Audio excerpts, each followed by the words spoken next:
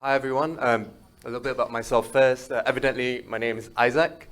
I'm employed by the Hanifa Lab, Mas Hanifa at Newcastle University. I'm currently employed as a research assistant. I started my training initially in Singapore in bioengineering, and before I signed my life off to the Air Force for a couple of years. But moving on from that, I then continued my training in bioengineering in Newcastle University, where we functionalized alginate hydrogels and printed the first human corneas. Moving forward from that, I'm currently working in bioinformatically unraveling a lot of the developmental sciences going behind the developing human embryo. So before we go into the HDCA, the Human Developmental Atlas, first I'd like to talk about the emergent properties of big data. Now, an emergent property is essentially a quality of a group that you will not find in any individual of the group. And I think this has analogous relationships with every facet of science, whether it be biology, it be physics or chemistry. Every bit of science has this same relationship where you need to look at the vast majority, you need to look at these interconnecting networks before you can glean even a little bit of the beauty, a little bit of the quality that goes behind that data, before you can actually appreciate the complexity of any system. And similarly, in single-cell work with our data, when you study a single transcript, it can only get you that far. If you study a single sample, it can only get you that far. However, similarly in anecdote to a single neuron in the brain, when you study multiple samples, when multiple groups come together independently to study the same organ system, and independently come up with their own annotations, their own metadata, only then can we start building an atlas. And through this atlas, this invaluable data resource, we can then take the consensus and perhaps determine a ground truth state for every cell type within each developing organ at any gestational stage. And even with my experience, I can see how valuable a resource this can be, whether it be a training data set for machine learning algorithms, predictive algorithms, or regenerative medicine going forward. Yeah, you get the drift. Anyways, more about the human cell atlas, well, the developmental cell atlas. The human developmental cell atlas aims to create a definition of cells in gestational time and histological space. It aims to create a knowledge framework for developing biologists looking into human fetal development, as well as be a resource for regenerative medicine, aging, reproductive sciences, cancer, immunology. So for example, I think we all know that carcinogenesis exploits early embryonic and fetal molecular pathways to overcome the growth constraints of terminally differentiated cells. So understanding these parallels provides the fertile ground for advancement of cancer therapies, for example. Now, how is this all made possible? So obviously there are a lot of ethical barriers to working with fetal tissues, so good pipelines need to be put in place and ethics need to be put in place. And this is in part done by a collaboration between the Wellcome Sanger Institute, Newcastle University in collaboration with HDBR, the Human Developmental Biological Resource. And so leading up the Sanger team is Dr. Sarah Teichmann, and leading up the Newcastle team is Professor Mas Hanifa.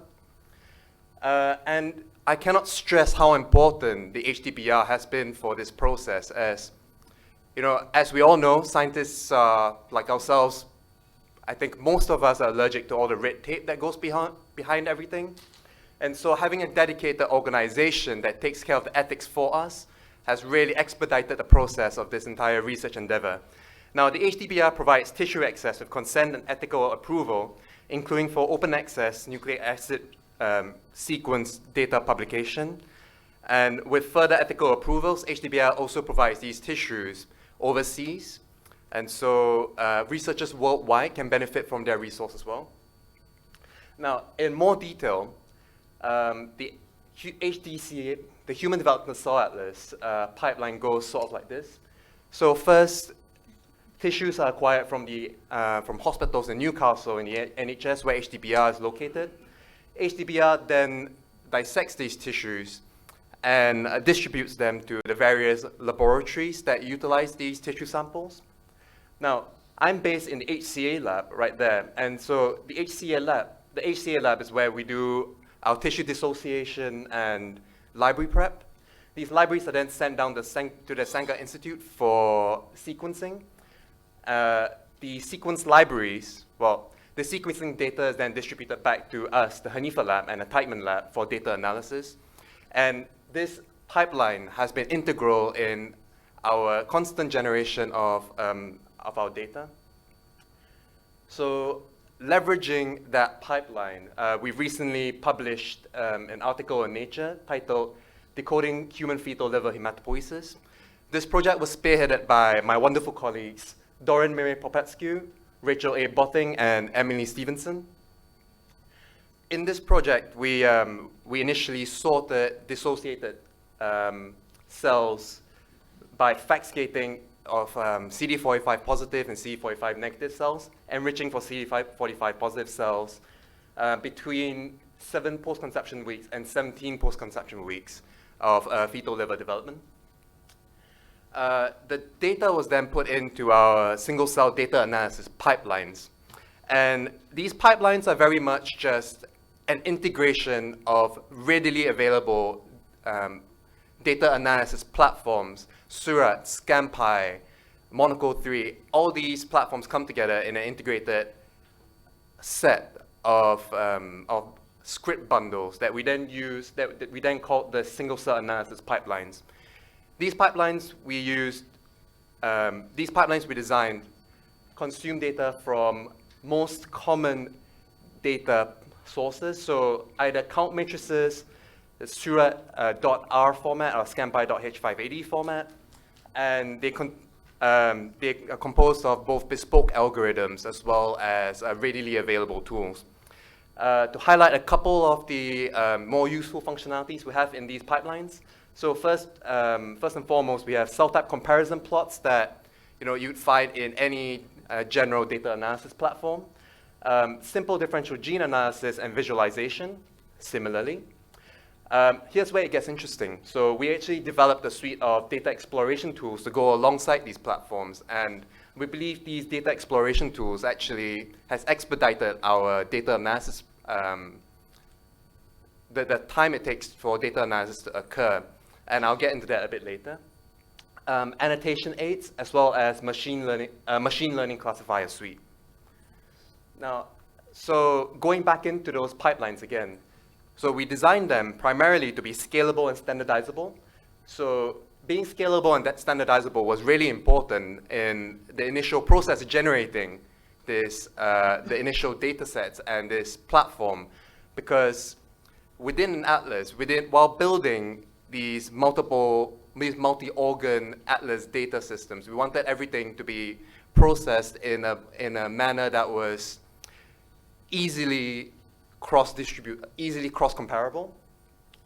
When we designed the outputs for these visualizations and the pipelines, we wanted them to be user-friendly, intuitive. And so we designed platforms to make sure that every bit of data that comes out of these pipelines were intuitive for data exploration.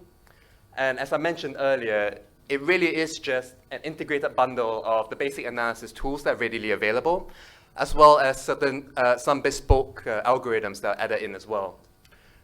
This is a constant work in progress. As every new organ system we develop a new tool to go along with it and to increase that repertoire of usability within these pipelines.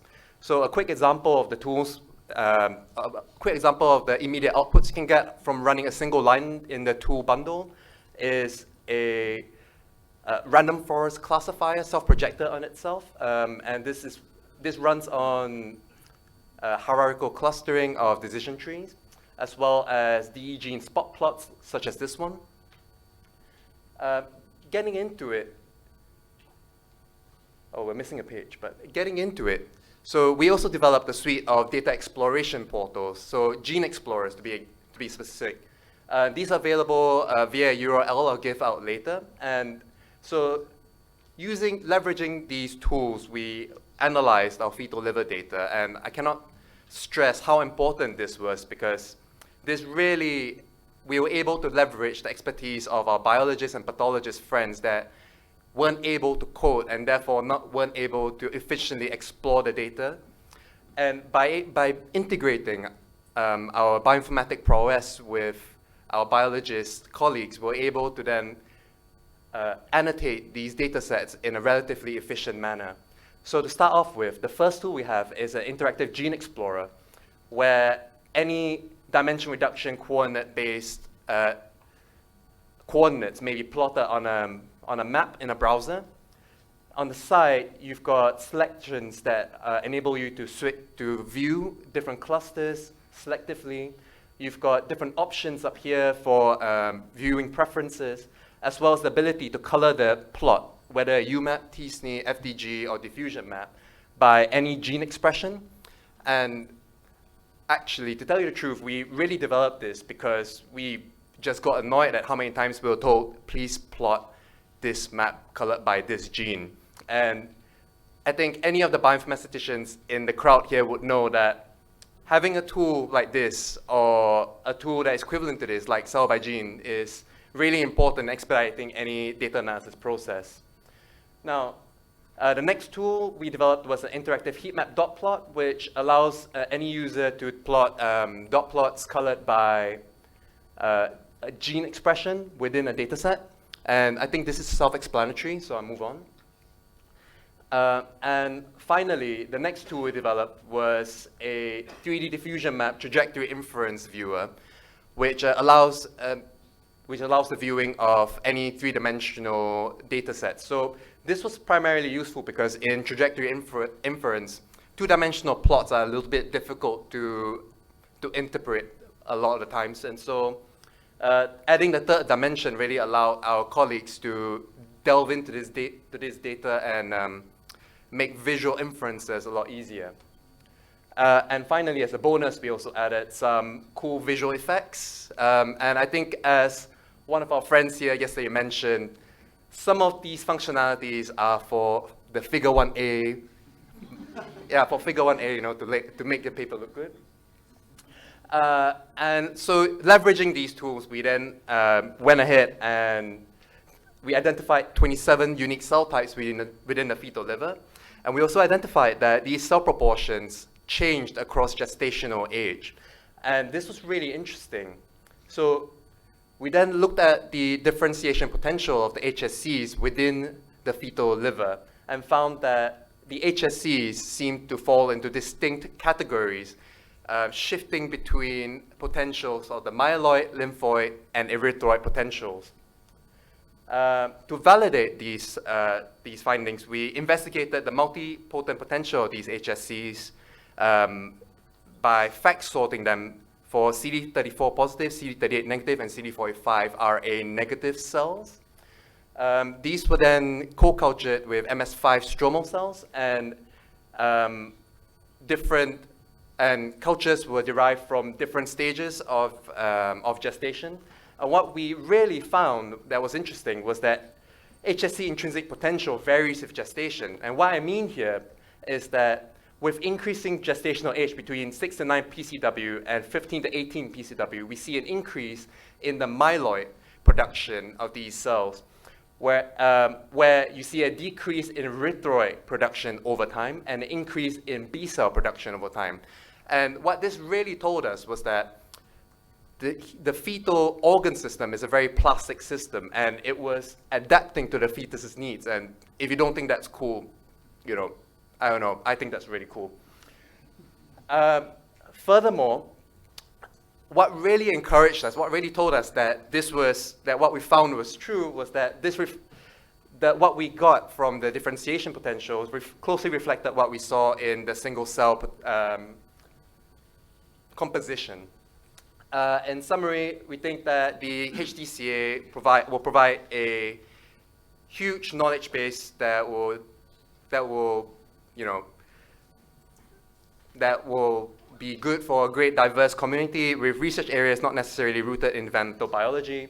To leave us, I've got a quote from Ralph Waldo Emerson that says, "Do not go where the path may lead. Go instead where there is no path and leave a trail." And finally, these are my acknowledgements. Thank you.